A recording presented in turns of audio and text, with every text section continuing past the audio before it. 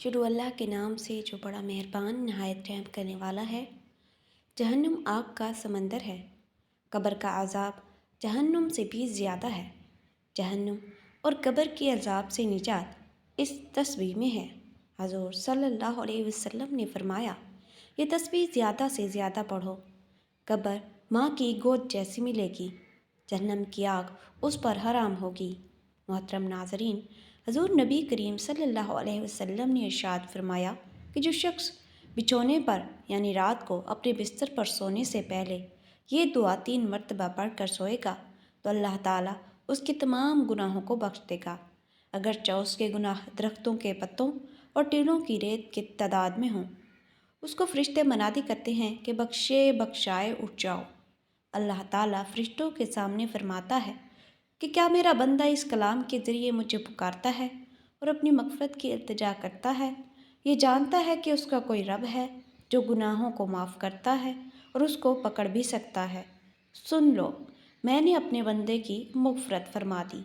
اس دعا کے بارے میں ہم آپ کو وظیفے بھی بتائیں گے۔ تمام تعریفیں اللہ کے لیے ہیں ایمان اور صبر جیسی نعمت پر، تمام تعریفیں اللہ کے لیے ہیں اس فضل پر، اسی کا شکر بجا لاتے ہیں، اور گواہی دیتا ہوں کہ اللہ کے سوا کوئی معبود برحق نہیں، وہ یکتا ہے، اس کا کوئی شریک نہیں۔ کائنات کے فیصلے اور تصرف اسی کے ہاتھ میں ہیں، اور میں یہ بھی گواہی دیتا ہوں کہ ہمارے نبی سیدنا محمد اس کے بندے اور رسول ہیں۔ آپ نے مومنوں کو ان کی قبر کی حالت سے بہرہ فرمایا۔ اللہ تعالیٰ آپ پر، آپ کی آل پر اور ہر جگہ پیش رو بننے والے صحابہ کرام پر رحمتیں، سلامتی اور برکتیں نازل فرمائے۔ میں اپنے آپ اور تمام سامعین کو تقوی الہی کی نصیحت کرتا ہوں۔ فرمان باری تعالیٰ ہے، انسانی زندگی کے اس سفر میں متنوع اور مختلف مرحلے ہیں۔ انسان ایک عرصہ ماں کے پیٹ میں، پھر زمین کی پشت پر، اور دوبارہ جی اٹھائے جانے تک زمین کے نیچے گزارتا ہے۔ یہ سفر ظاہری طور پر بہت طویل ہے، لیکن جلد ہی نمٹ جاتا ہے اور ختم ہو جاتا ہے، کیونکہ دنیا کسی بھی زندہ چیز کا مستقل ٹھکانہ نہیں ہے۔ عقل مند شخص جب دنیا کے تار چڑھاؤ دیکھتا ہے، فنا ہوتی زندگی پر نظر دوڑاتا ہے، تو اس کے دل پر رکت اور گدازی طاری ہو جاتی ہے۔ قبر ایک ایسی منزل ہے جہاں تک ہر مسافر نے پہنچنا ہے، اور نصیحت کے لیے قبر کا نام ہی کافی ہے۔ رسول اللہ صلی اللہ علیہ وسلم کا فرمان ہے، بے شک قبر بھینچتی ہے، اگر کوئی قبر کے بھینچنے سے بچ پاتا تو وہ سعد بن معاذ ہوتے۔ امیر المومنین عثمان بن عفان رضی اللہ تعالیٰ عنہ جب قبر پر کھڑے ہوتے تو اتنے اشک بار ہو جاتے کہ آپ کی داڑھی بھی تر ہو جاتی۔ تو آپ سے کہا گیا، آپ جنت اور جہنم کو یاد کر کے تو اتنا نہیں روتے، لیکن قبر کو یاد کر کے رو دیتے ہیں۔ تو انہوں نے کہا، میں نے رسول اللہ صلی اللہ علیہ وسلم سے سنا تھا کہ قبر آخرت کی پہلی منزل ہے، اگر اس سے کوئی بچ گیا تو اس کے بعد والے مرحلے آسان ہیں، اور اگر اسی سے نجات نہ پا سکا تو اس کے بعد والے مرحلے بہت شدید ہوں گے۔ سیدنا عثمان نے مزید یہ بھی کہا کہ آپ صلی اللہ علیہ وسلم کا یہ بھی فرمان ہے کہ اللہ کی قسم، میں جتنا بھی خوفناک منظر دیکھ لوں، لیکن قبر کا منظر اسے بھی زیادہ دہشت ناک ہوگا۔ اور آخرت پر ایمان لانے کا مطلب یہ ہے کہ قبر کی حقیقت پر بھی ایمان ہو، نیک لوگوں کو قبر میں ملنے والی نعمتوں پر ایمان ہو، اور اہل معصیت میں سے عذاب کے مستحقین کے لیے عذاب ملنے کا بھی ایمان ہو۔ آپ صلی اللہ علیہ وسلم کا فرمان ہے کہ اگر یہ خدشہ نہ ہوتا کہ تم مردوں کو دفن کرنا ہی چھوڑ دو گے تو میں اللہ سے دعا کرتا کہ تمہیں وہ عذاب قبر سنا دے جو میں سنتا ہوں۔ حصول عبرت کے لیے قبرستان جانا سنت اور عبادت ہے۔ قبرستان جانے والے کو اپنے آباء و اجداد کی یاد آتی ہے، اور اسے یقین ہو جاتا ہے کہ وہ بھی انہی کی طرح قبر میں جانے والا ہے، اور وہاں اس سے بھی سوالات ہوں گے۔ رسول اللہ صلی اللہ علیہ وسلم کا فرمان ہے، قبرستان جایا کرو، بے شک یہ تمہیں آخرت کی یاد دلاتے ہیں۔ جس وقت انسان کو قبر میں دفن کر دیا جاتا ہے اور اس کے اہل خانہ سامان وغیرہ کے ساتھ واپس ہو جاتے ہیں، تو مردے سے ملاقات کے لیے سب سے پہلے 2 فرشتے امتحان کی غرض سے آتے ہیں۔ رسول اللہ صلی اللہ علیہ وسلم کا فرمان ہے، بے شک میت کو جب قبر میں رکھا جاتا ہے تو وہ واپس جاتے ہوئے لوگوں کی جوتیوں کی آواز سنتا ہے۔ اگر میت مومن ہو تو نماز اس کے سر کے پاس کھڑی ہو جاتی ہے، روزہ دائیں جانب کھڑا ہو جاتا ہے، زکوٰۃ بائیں جانب اور صدقہ دعا سمیت لوگوں کا تعاون وغیرہ جیسے رفاہی کام اس کے پاؤں کی جانب کھڑے ہو جاتے ہیں۔ پھر میت کے سر کی جانب سے آنے کی کوشش کی جاتی ہے، لیکن نماز کہتی ہے میری طرف سے داخلہ ممکن نہیں۔ پھر دائیں جانب سے آنے کی کوشش کی جاتی ہے تو روزہ کہتا ہے میری جانب سے داخلہ ممکن نہیں۔ پھر اس کے بائیں جانب سے آنے کی کوشش کی جاتی ہے تو زکوٰۃ کہتی ہے میری طرف سے داخلہ ممکن نہیں۔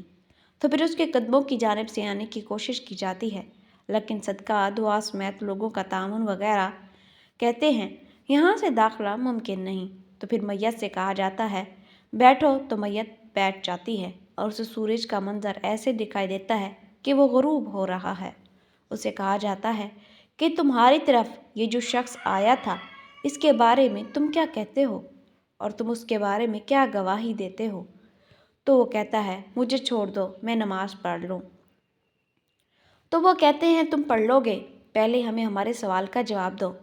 تمہاری طرف یہ جو شخص آیا تھا اس کے بارے میں تم کیا کہتے ہو اور تم اس کے بارے میں کیا گواہی دیتے ہو؟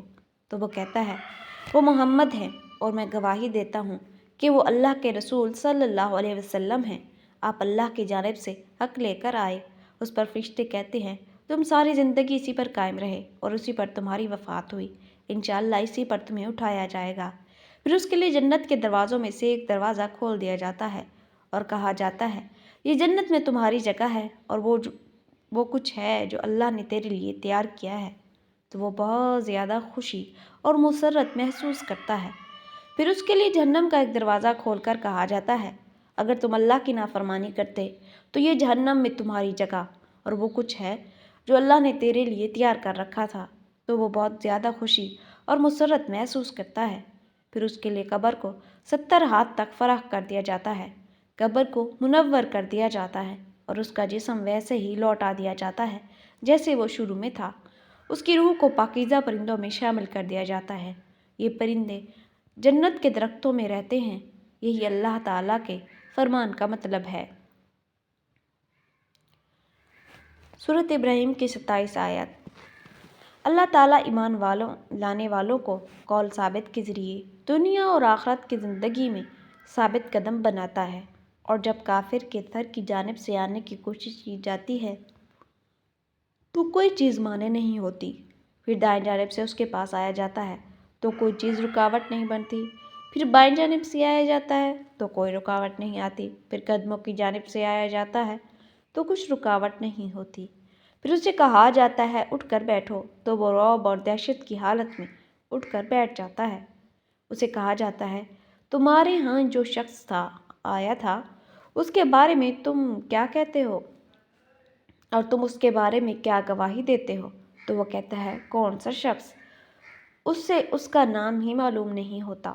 تو اسے بتلایا جاتا ہے کہ محمد صلی اللہ علیہ وسلم کے بارے میں۔ تو وہ کہتا ہے مجھے نہیں معلوم، میں تو وہی کہہ دیتا تھا جو لوگوں کو کہتے سنتا تھا۔ تو اسے کہا جائے گا تم نے اپنی زندگی اسی طرح گزاری اور اسی پر تمہیں موت آئی اور اسی پر تمہیں انشاءاللہ اٹھایا جائے گا۔ پھر اس کے لیے جہنم کے دروازوں میں سے ایک دروازہ کھول دیا جاتا ہے اور کہا جاتا ہے یہ جہنم میں تمہارا ٹھکانہ ہے اور یہ سب کچھ اللہ نے تمہارے لیے تیار کر رکھا ہے۔ تو وہ شدید حسرت اور ندامت میں چلا جاتا ہے۔ پھر اس کے لیے جنت کے دروازوں میں سے ایک دروازہ کھول کر اسے کہا جاتا ہے کہ اگر تم اللہ کی اطاعت کرتے تو یہ تمہارا ٹھکانہ ہوتا اور اللہ نے تمہارے لیے جو کچھ تیار کر رکھا تھا اس سے اس کی حسرت اور ندامت مزید بڑھ جائے گی اور پھر قبر تنگ ہونا شروع ہو جائے گی، یہاں تک کہ اس کی پسلیاں آپس میں داخل ہو جائیں گی، اور یہی وہ تنگ زندگی ہے جس کے بارے میں اللہ تعالیٰ نے فرمایا ترجمہ اور جو میرے ذکر سے اعراض کرے تو اس کے لیے تنگ زندگی ہے اور ہم اسے روز قیامت اندھا کر کے اٹھائیں گے۔ استغفر اللہ۔ اسے طبرانی نے معجم اور الاوسط میں اور ابن حبان نے صحیح ابن حبان میں روایت کیا ہے۔ محترم ناظرین، عقل مند شخص موت سے پہلے موت کی تیاری کرتے ہوئے اپنے آپ کو قبر کے لیے تیار کرتا ہے، اپنی قبر کو نیک اعمال اور ایمان سے بھر دیتا ہے تاکہ اس کی قبر جنت کا باغیچہ بن جائے۔ رسول اللہ صلی اللہ علیہ وسلم کا فرمان ہے مومن کی موت کے بعد مومن کو جو کچھ پہنچتا رہتا ہے وہ یہ ہیں علم جو دوسروں کو سکھایا اور اسے پھیلایا، نیک اولاد چھوڑ جائے، قرآن مجید وراثت میں ترک کرے، یا مسجد بنا جائے، یا مسافر خانہ تعمیر کر دے، یا نہر کھدوا دے، یا اپنی زندگی میں صحت کی حالت میں ذاتی مال سے صدقہ کر جائے، تو یہ مومن کی موت کے بعد اسے پہنچتا رہتا ہے۔ موت کو کثرت سے یاد کرنے والا شخص اپنی قبر کو عمل صالح سے بھرتا ہے، کیونکہ اسے یقین ہے کہ اگر صبح ہو گئی تو نیکی کے لیے شام کا انتظار نہیں بنتا، اور اگر شام ہو گئی ہے تو صبح کا انتظار سود مند نہیں، اس لیے عبادت اور بندگی کے لیے تاخیر نہیں کرتا، مبادا کوئی رکاوٹ کھڑی ہو جائے۔ یہ دیکھے کہ سیدنا عمر بن عاص رضی اللہ تعالیٰ عنہ ایک میت کو دفن کرتے ہوئے دیکھتے ہیں تو جلدی سے مسجد جا کر 2 رکعت نماز ادا کرتے ہیں۔ تو ان سے پوچھا گیا، آپ نے ایسا کیوں کیا؟ تو کہنے لگے، مجھے قبرستان نے اللہ کا ایک فرمان یاد کروا دیا، ان کے درمیان اور ان کی چاہتوں کے درمیان رکاوٹ حائل کر دی گئی، تو میں نے نماز پڑھ لی، مبادا میرے اور نماز کے درمیان کوئی رکاوٹ کھڑی نہ ہو جائے۔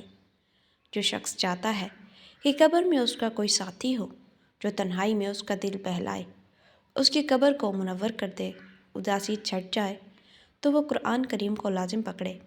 قبر کے سوالات اور عذاب سے بچنے کے اسباب میں یہ بھی شامل ہے کہ ہمیشگی کے ساتھ سورہ ملک کی تلاوت کی جائے اور اس کے تقاضوں کو پورا کیا جائے۔ قبر میں تمہارا مسئلہ مومنوں کے تمہارے لیے استغفار اور دعا کرنے سے مضبوط ہو جاتا ہے۔ چنانچہ رسول اللہ صلی اللہ علیہ وسلم جب میت کو دفن کر کے فارغ ہوتے تو اس کی قبر پر کھڑے ہو کر فرماتے، تم اپنے بھائی کے لیے بخشش طلب کرو اور ثابت قدمی کا سوال کرو، کیونکہ اس سے اب سوال کیے جا رہے ہیں۔ اگر آپ بھی اپنے آپ کو عذاب قبر سے تحفظ دینا چاہتے ہیں تو ہر نماز میں عذاب قبر سے تحفظ کی دعا مانگیں، جیسا کہ رسول اللہ صلی اللہ علیہ وسلم نے دعا میں فرمایا، یا اللہ میں تیری پناہ مانگتا ہوں قبر کے عذاب سے، جہنم کے عذاب سے، اور زندگی اور موت کے فتنوں سے، اور دجال کے فتنے سے۔ اللہ تعالیٰ میرے اور آپ سب کے لیے قرآن پاک کو بابرکت بنائے۔ اللہ تعالیٰ مجھے اور آپ سب کو اس کی حکمت بھری نصیحتوں سے مستفید ہونے کی توفیق دے۔ میں اپنی بات کو اسی پر ختم کرتے ہوئے اللہ سے اپنی اور تمام مسلمانوں کے گناہوں کی بخشش چاہتا ہوں۔ آپ سب بھی اسی سے اپنے گناہوں کی بخشش مانگیں، وہی بخشنے والا اور رحم کرنے والا ہے بے شک۔ محترم ناظرین، اب چلتے ہیں وظیفے کی جانب۔ محترم ناظرین، رات کو سونے سے پہلے 3 مرتبہ یہ دعا پڑھیں، تو وہ دعا یہ ہے۔ رسول اللہ صلی اللہ علیہ وسلم کے آزاد کردہ غلام زید رضی اللہ تعالیٰ عنہ روایت کرتے ہوئے بیان کرتے ہیں کہ رسول اللہ صلی اللہ علیہ وسلم نے فرمایا، جو شخص یہ دعا پڑھے، استغفر اللہ الذی لا الہ الا هو الحی القیوم واتوب الیہ، میں اللہ تعالیٰ سے بخشش طلب کرتا ہوں جس کے سوا کوئی معبود برحق نہیں، وہ زندہ ہے، قائم رکھنے والا ہے، اور میں اسی سے توبہ کرتا ہوں، اس کی مغفرت کر دی جاتی ہے، اگرچہ وہ میدان جہاد سے ہی فرار کیوں نہ ہوا ہو۔ امام ابو داؤد نے روایت کیا ہے، جو شخص یہ دعا پڑھے، استغفر اللہ الذی لا الہ الا هو الحی القیوم واتوب الیہ، اس کے گناہ معاف کر دیے جاتے ہیں، اگرچہ وہ کفار کے ساتھ جنگ سے فرار ہی کیوں نہ ہوا ہو۔ واضح رہے کہ مارکہ جہاد سے بھاگنا ان 7 ہلاک کر دینے والی اشیاء میں سے ہے جن کا ذکر اس حدیث میں آیا ہے۔ 7 ہلاک کر دینے والی چیزوں سے بچو، ان میں سے ایک میدان جہاد سے بھاگنا ہے، اس لیے زیر بحث حدیث کا مفہوم اس وقت درست ہوگا جب مفہوم یہ ہو کہ وہ تمام گناہوں سے تائب ہو جائے، جن میں سے ایک میدان جنگ سے بھاگنا ہے، ورنہ گناہ پر قائم رہتے ہوئے صرف استغفار کرنا کچھ بھی سود مند نہیں ہو سکتا۔ اس کا فائدہ تو تب ہوتا ہے جب اس کے ساتھ ساتھ گناہ سے توبہ بھی ہو۔ حضرت سیدنا امام احمد بن جنبر علیہ رحمۃ اللہ اکبر فرماتے ہیں، یعنی عذاب قبر حق ہے اور اس کا انکار گمراہ اور گمراہ کر کے سوا کوئی نہیں کرے گا۔ کافر اور منافق، یعنی زبان سے دعویٰ اسلام اور دل میں اسلام سے انکار کرنے والے کو ہمیشہ عذاب قبر ہوگا۔ گناہ گار مسلمان کو گناہوں کے برابر قبر میں عذاب ہوگا، لیکن دعا صدقہ وغیرہ کے سبب اللہ تعالیٰ چاہے گا تو ان سے عذاب اٹھا لیا جائے گا۔ یاد رہے، عذاب قبر سے مراد برزخ میں ہونے والا عذاب ہے۔ اسے عذاب قبر اس لیے کہا جاتا ہے کہ عام طور پر میت کو قبر میں ہی دفن کیا جاتا ہے، ورنہ جسے اللہ تعالیٰ نے عذاب دینے کا ارادہ فرمایا ہے اسے عذاب ضرور ہوگا، چاہے وہ قبر میں دفن ہو یا نہ ہو، خواہ اسے درندوں نے کھا لیا ہو یا اسے جلا کر اس کے خاک ہوا میں اڑا دی گئی ہو۔ قرآن پاک میں ہے۔ ترجمہ کنز الایمان۔ جلد ہم انہیں دوبارہ عذاب کریں گے، پھر بڑے عذاب کی طرف پھیرے جائیں گے۔ 2 مرتبہ عذاب دینے سے مراد یہ ہے کہ ایک بار تو دنیا میں رسوائی اور قتل کا اور دوسری مرتبہ قبر کا عذاب۔ حضرت سیدنا امام اعظم ابو حنیفہ رحمۃ اللہ علیہ کے شہزادے حضرت سیدنا حماد رحمۃ اللہ علیہ نے اپنے والد ماجد سے عذاب قبر کے متعلق پوچھا تو حضرت سیدنا امام اعظم رحمۃ اللہ علیہ نے فرمایا عذاب قبر برحق ہے۔ عرض کیا اس کی دلیل؟ ارشاد فرمایا اللہ تعالیٰ کا یہ فرمان، اور بے شک ظالموں کے لیے اس سے پہلے ایک عذاب ہے، یعنی دونا جہنم، یعنی جہنم کے عذاب سے پہلے ایک عذاب ہے، اور اس سے مراد عذاب قبر ہے۔ حضور نبی کریم صلی اللہ علیہ وسلم نے ارشاد فرمایا عذاب القبر حق، یعنی عذاب قبر حق ہے۔ حضرت سیدنا قتادہ رحمۃ اللہ علیہ فرماتے ہیں عذاب قبر کے 3 حصے ہیں، 1/3 عذاب پیشاب سے نہ بچنے کے سبب، اور 1/3 غیبت کے سبب، اور 1/3 چغل خوری کے سبب ہوتا ہے۔ شہید عذاب قبر سے محفوظ رہتا ہے۔ رمضان مبارک میں فوت ہونے والا اور اس طرح روز جمعہ یا شب جمعہ انتقال کرنے والا، روزانہ رات میں تبارک الذی بیدہ الملک کو پوری سورت پڑھنے والا، تلاوت قرآن کرنے والا، اسی طرح ہر وہ مسلمان جس سے قبر کے سوالات نہیں ہوں گے اسے عذاب قبر بھی نہیں ہوگا۔ حضرت سیدنا امام عمر نصفی علیہ رحمۃ اللہ قوی نے فرمایا کہ فرمانبردار مسلمان کو عذاب قبر نہیں ہوگا، لیکن اسے قبر دبائے گی اور وہ اس کی تکلیف اور خوف کو محسوس بھی کرے گا۔ ناظرین میں دعا مانگتا ہوں، آپ نے آمین کہتے جانا ہے۔ یا اللہ جو تیرے دین کی نصرت کرے تو اس کی مدد فرما، اور یا اللہ جو اسلام اور مسلمانوں کو رسوا کرے یا اللہ تو اسے ذلیل اور رسوا فرما دے۔ یا اللہ پوری دنیا میں کمزور مسلمانوں کی مدد فرما، یا اللہ ان کی مدد، نصرت اور حمایت فرما۔ یا اللہ کمزور مسلمان بھوکے ہیں ان کے کھانے پینے کا بندوبست فرما، ننگے پاؤں ہیں انہیں جوتے فراہم کر۔ یا اللہ مسلمان کپڑوں سے برہنہ ہیں انہیں لباس مہیا فرما۔ یا اللہ ان پر ظلم ڈھایا جا رہا ہے ان کا بدلہ چکا دے۔ یا اللہ ان پر ظلم ڈھایا جا رہا ہے ان کا بدلہ چکا دے۔ یا اللہ ان پر ظلم ڈھایا جا رہا ہے ان کا بدلہ چکا دے۔